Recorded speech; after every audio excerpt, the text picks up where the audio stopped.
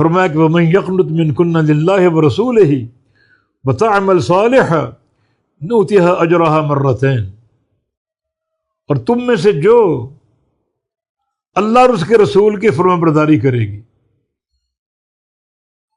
اللہ اور اس کے رسول کی فرما برداری، وَمَن يَقْنُتْ، اور جو فرما برداری کرے گی، منکن تم میں سے، للہ اللہ کی اور اس کے رسول کی، وتعمل صالح، اور نیک عمل کرے گی۔ عمل صالح کی وہ بھی پابند ہیں۔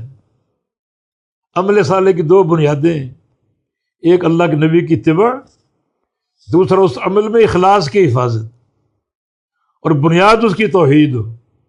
عمل کی بنیاد اگر توحید نہیں ہے، عمل کے ڈھیر لگا دو صبح سے شام تک اور شام سے صبح تک، وہ عمل قابل قبول نہیں۔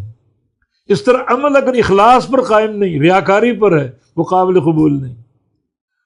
اور اگر عمل اللہ کے نبی کے طریقے کے خلاف ہے، چاہے پوری دنیا کے طریقے کے مطابق ہو جائے، نبی علیہ السلام کے طریقے کے خلاف، وہ عمل صالح نہیں۔